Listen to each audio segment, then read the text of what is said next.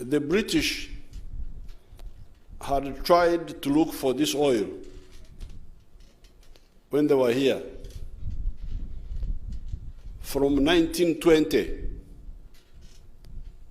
I read the file. They started looking for this oil in 1920. And what made them look for the oil were the seepages which were coming to the surface. The seepages were seen. At that place called Kibiro, the oil was oozing to the surface. That's why the place is called Kibiro. Kibiro okubira is when something is boiling. Therefore, the British had seen that oozing seepage, and they started looking for the oil in 1920.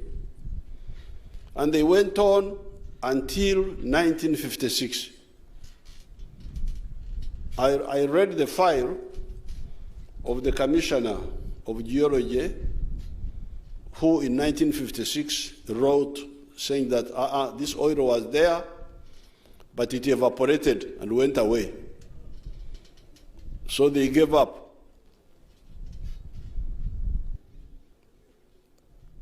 Because they actually drilled at Kibiro, I think they also drilled at Waki, but they missed the oil.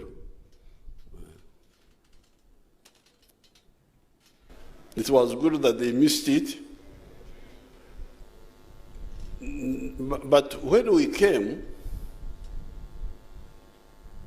into government, a few days when I was in Entebbe, a group from Shell BP came and told me that they wanted to sign an agreement with me about oil exploration in Lake Albert. You Ugandans, this Lake Albert, in our language here we call it Mwitanzige. That's the name of this, what they call Lake Albert. Mwitanzige, Murinyoro, Mwitanzige in Rinyankore. It means the lake that kills the locusts. The locusts could not cross this lake. They would drown there and you find them floating. And it was called Mwitanzige.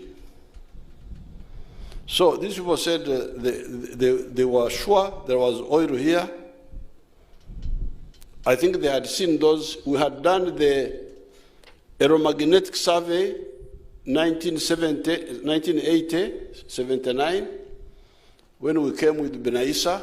You remember UNLF, we had done the aeromagnetic. So the aeromagnetic was now the X-ray, which saw those structures in the ground. And because of that, this Shell wanted me to, and they said they were about to sign with Obote, but Obote had collapsed and run away. So I told them that let me check. I don't know anything about petroleum. Let me check whether in the government they have people who know. So I told them to go away. Then I asked the Minister of Minerals that time. I called people who were there. There was also a man called Souru Mboijana, who was like a commissioner. He had been with me at Ntare. And I said, do you know anything about petroleum? They said, no, we don't know. But there is an expert in petroleum in the Bank of Uganda. I said, you call me that expert. They called him. The man was from Ghana, Accra. And the only way he was connected with the petroleum is that he was the one handling the import papers of petroleum products in Uganda. That is how he was the expert. So I called back this Shell BP. I said, you people, I cannot sign an agreement with you because I have nobody on my side who knows anything about petroleum. So go away. And that's how I called the minister, Chango Macho, and the PS called Opio, and I said, you people, look for Ugandans who have a Bachelor of Chemistry, Bachelor of Geology, Bachelor of Physics. They go for a master's in petroleum studies. Then when they come back, they will be the ones to guide us after they have studied. So I think that's how these Kabagambe, Karisas, and the others, Kashambus and others, were selected to be the first group who went in 1987, and they came back 1989. Now, when they came back, I called Shell BP. Shell BP, you come, I now have got some people who know something about petroleum. Shell said, no, there's no petroleum there. It was a mistake. Really? But you are the ones who told me. For them, the Soviet Union had opened up. There was a lot of oil in the Soviet Union. So Shell BP was no longer interested in this petroleum here. But then I told these people here, I said, no, but you studied. You now look for the oil. You. These are the ones who looked for this oil, these people here. And they saw those structures, the ones which are, they could even bring me, even for me, in my office, in the computer. I could also see them. Therefore, what now remained was to get somebody to drill and confirm what they are seeing in the computer, whether it is what is happening in the ground. And that's what eventually resulted into this discovery in 2006. So therefore, I first of all thank God for giving me that warning. Say, iwo musejja omuhekera leka kutomera ebyabantu. My advice to leaders, avoid okutomera. Okutomera is the word in our dialects here, Runyoro, Rutoro, Runyankore, Rukiga, and the other dialects. Even in Uganda, I think, even in Uganda it is the same. Meaning bumping into issues of Africa. You young people, you should be very careful. I was a young person like you people.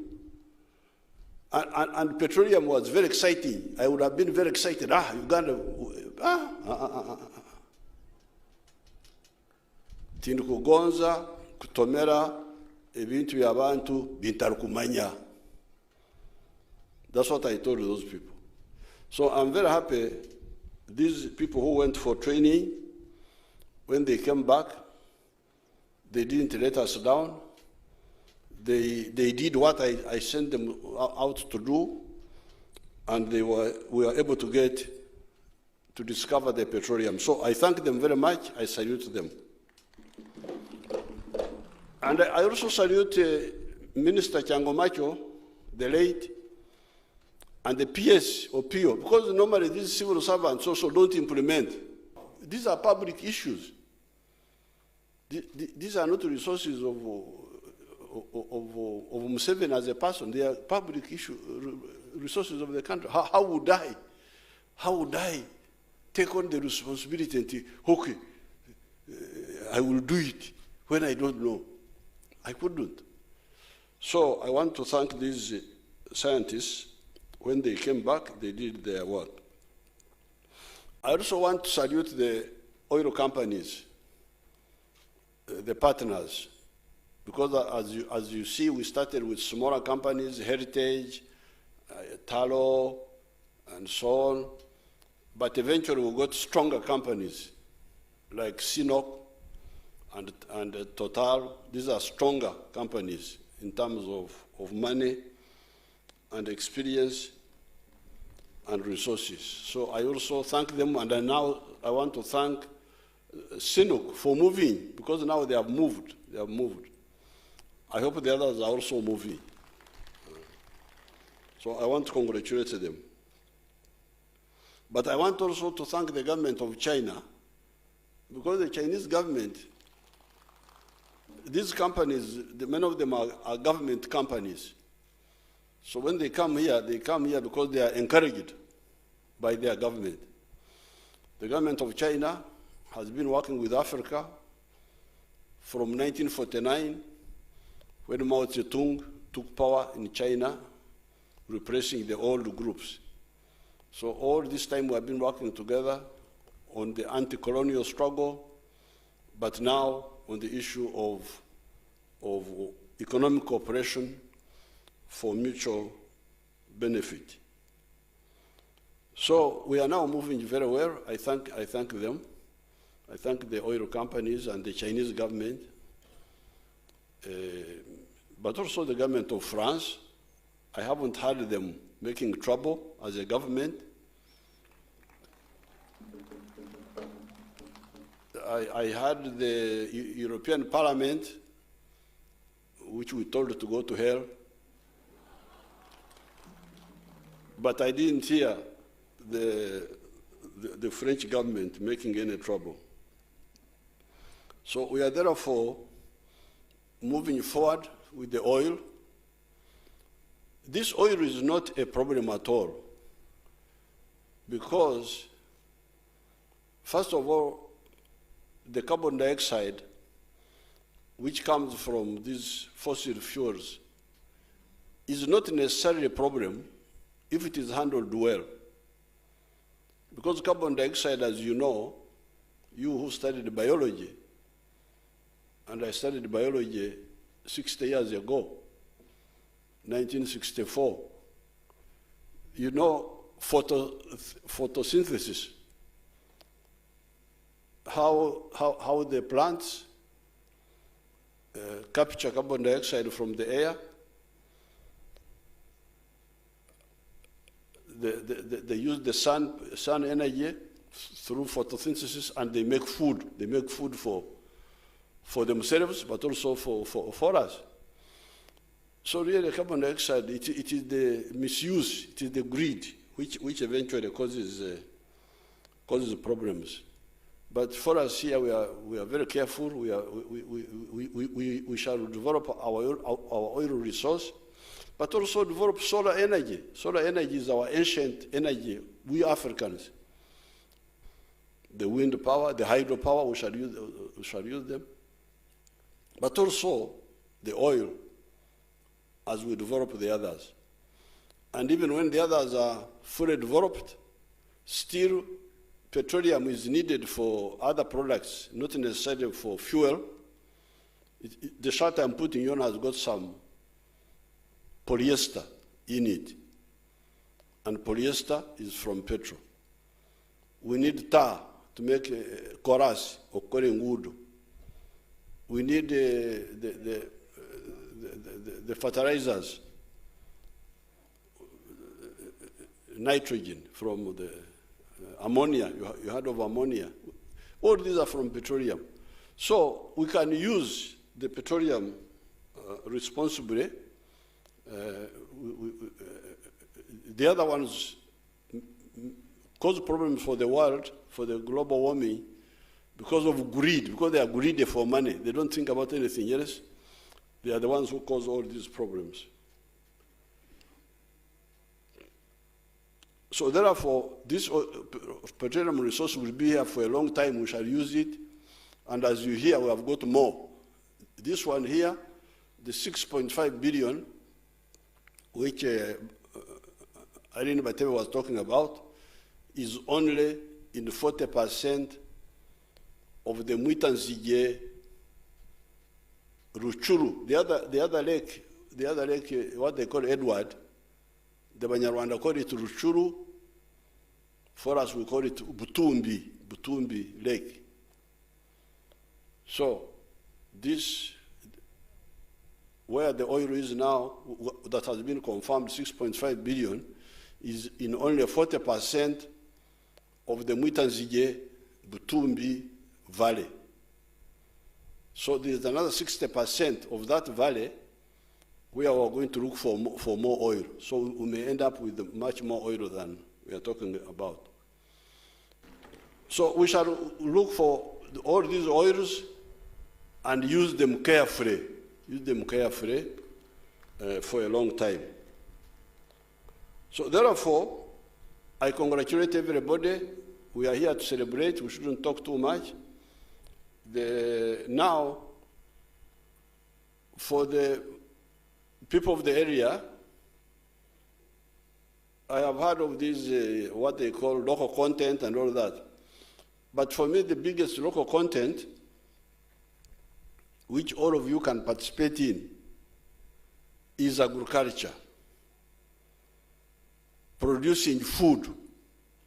Because all these people who work in the oil fields need food. Yes, grow food so that these people buy food from you people. Eggs, chicken, milk, all those foods, vegetables. That is one of the areas where you can collegia to benefit from the population which is now being gathered here by the oil project. So with these few words, I congratulate everybody and I wish you good luck. Thank you very much. I'm a king, yes, I'm a king, I think I'm a king,